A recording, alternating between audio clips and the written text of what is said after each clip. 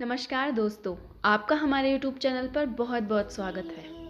आज हम आपको श्रीमद् भगवत गीता के प्रथम अध्याय अर्जुन विषाद योग के बारे में बताएंगे। तो चलिए शुरू करते हैं। विश्व के संपूर्ण शास्त्रों में भगवान श्री कृष्ण के श्रीमुख से प्रकट हुआ श्रीमद् भगवत गीता ही एकमात्र सर्वोत्तम शास्त्र है। इस मृत्यु लोक में जिसको भगवान ने कर्म प्रधान बनाकर रचा है, मानव रूप आत्मा परमात्म तत्व में अपने आप को विलीन कर संसार के आवागमन से छुटकारा प्राप्त कर सकती है। हमारे सनातन धर्म में कहा गया है, वेद उपनिषद गौ माता के समान हैं। भगवान श्री कृष्ण उस गौ माता का दोहन कर रहे हैं। अर्जुन गोवत्स के रूप में प्रथम दुग्धपान करने वाले हैं तथा गीतामृत रूप गो दुग्ध को पीने वाला भगवान श्री कृष्ण की शरणागति प्राप्त हुआ शुद्ध बुद्धि वाला मानव है। कुरुवंश के राजा धृतराष्ट्र के सचिव संजय को महर्षि वेद व्यास जी द्वारा दिव्य दृष्टि प्रदान की गई थी। इस कारण से धृतराष्ट्र अपने मन में उठने वाले प्रश्नों का समाधान संजय से उसकी दिव्य दृष्टि द्वारा प्राप्त करते थे। युद्ध भूमि कुरुक्षेत्र को धर्म स्थल कहा गया है। कौरव और पांडवों का युद्ध धर्म व अधर्म का युद्ध था। भगवान श्री कृष्ण धर्म के पक्ष में पांडवों का साथ दे रहे थे। अतः यतो धर्म ततो जय के सिद्धांत से जय पांडवों को मिलना तय थी। जब धृतराष्ट्र ने संजय से पूछा कि रण क्षेत्र में पांडव व मेरे पुत्र क्या कर रहे हैं, तब संजय ने कुरुसेना की ओर से एकत्र हुए वीरों का वर्णन उनके शास्त्रास्त्रों के साथ किया। पांडव पक्ष की ओर से द्रुपद पुत्र धृष्टद्युम्न के द्वारा व्यूह रचना का वर्णन करते हुए दुर्योधन द्वारा सैन्य निरीक्षण, युद्ध क्षेत्र में बजने वाले ढोल शंख आदि की विवेचना की।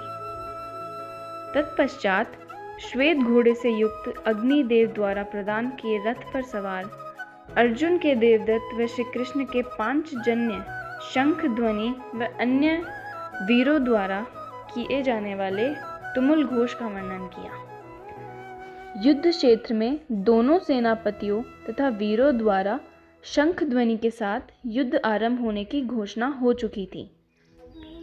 तब भगवान श्री कृष्ण, जो अर्जुन के सारथी बने हुए थे, को अर्जुन ने हाथ जोड़कर कहा, हे अच्युत, आप कृपा कर मेरा रथ दोनों सेनाओं के मध्य में ले चलें, जिससे मैं युद्ध की इच्छा के लिए मेरे सामने खड़े योद्धाओं को एक बार देख सकूं। यहाँ देखा जा रहा है कि भगवान श्री कृष्ण, जो साक्षात त्रिभुवनपति हैं, ने अपने सखा मित्र शिष्य अर्जुन पर अहेतु की कृपावश अपनी कृपा स्नेह बरसाते हुए सारथी रूप में निसंकोच अर्जुन की आज्ञा पालन में तत्पर रहते हैं।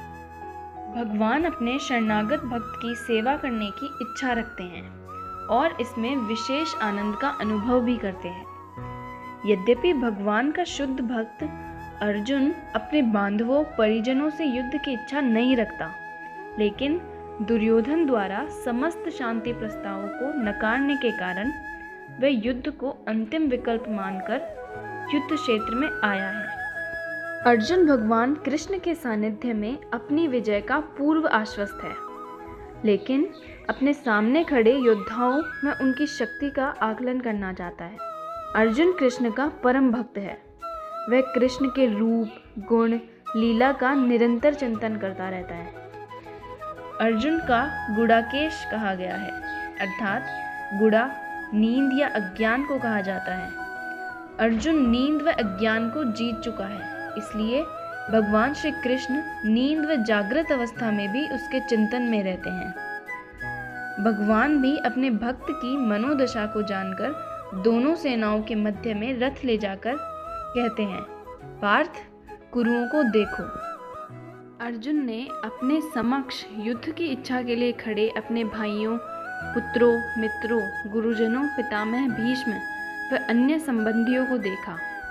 अर्जुन देख रहा है अपने पिता के समकक्ष भूरिश्रवा पितामह भीष्म, जो सदैव पांडवों के परम पूजनीय रहे हैं, द्रोणाचार्य, कृपाचार्य आदि गुरुदेवों को, अश्वत्थामा, कृतवर्मा जैसे मित्रगणों को, वह सोच कर कि इनको युद्ध में मारना होगा करुणा से द्रवित हो गया।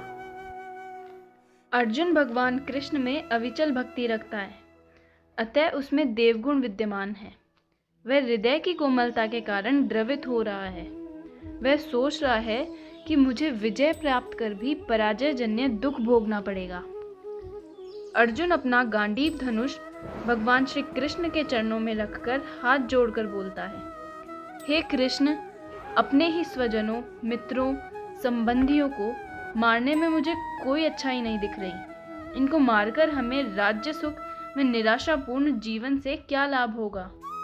हे गोविंद, जिन प्रजाजनों, मित्रों, संबंधियों हेतु मैं राज्य प्राप्त करना चाहता हूँ वो ही नहीं रहेंगे तो इस विजय का क्या सुख।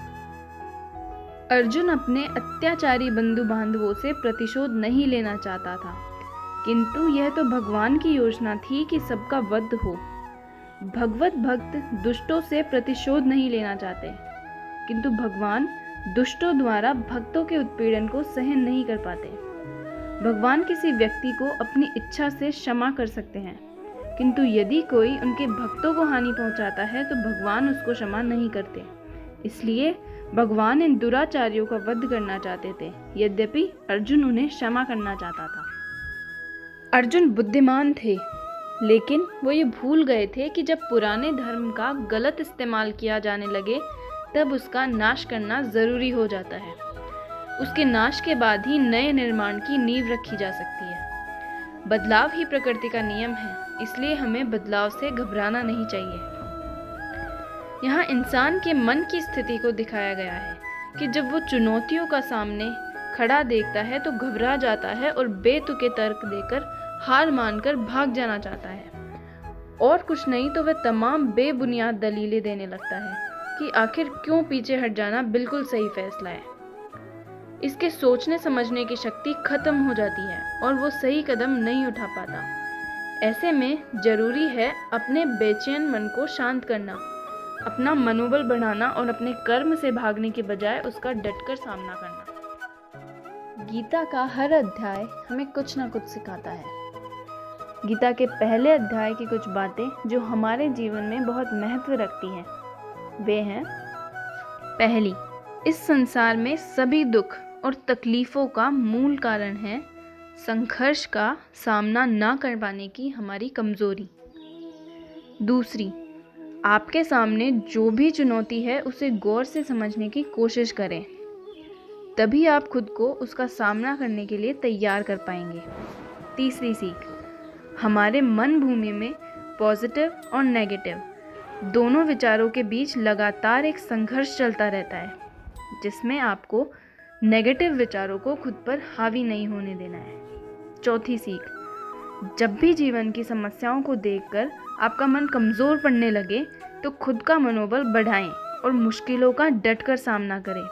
बहाने बनाकर उससे भागने की कोशिश ना करें, पूरी शिद्दत के साथ अपना कर्म करें। एक बात हमेशा याद रखें कि कोई एक्शन ना लेना भी एक तरह का एक्शन होता है और इसका रिएक्शन भी आपके सामने ज़रूर आएगा। इसलिए सोच समझकर लिए गए एक्शन से कामयाबी मिलने की ज़्यादा उम्मीद होती है। आपको अपने मन की कमज़ोरी का त्याग करना है, अपने कर्म का नहीं। तो दोस्तों, आज की वीडियो में हमने आपको गीता के प्रथम अध्याय के बारे में बताया। हमारे पिछले वीडियो में हमने गीता की भूमिका के बारे में बताया था। अगर आपने हमारा पहला वीडियो नहीं देखा है तो उसका लिंक आपको नीचे डिस्क्रिप्शन में मिल जाएगा। तो आज के लिए बस इतना ही। अगले वीडियो के साथ जल्द मुलाकात होगी। अगर हमारा वीडियो आपको अच्छा लगे तो प्लीज़ लाइक करना न भूलिएगा और अपने दोस्तों के साथ शेयर भी कीजिएगा। अगर हमारे वीडियो में आपको कोई कमी लगे तो कमेंट करके हमें ज़रूर बताएं, ताकि हम हमारे वीडियोस को और बेहतर कर सकें। गीता के आगे के अध्यायों को सुनते रहने के लिए हमारे चैनल को सब्सक्राइब करना ना भूलें। बेल आइकन भी दबाएं। धन्यवाद। जय हिंद। वंदे मातरम।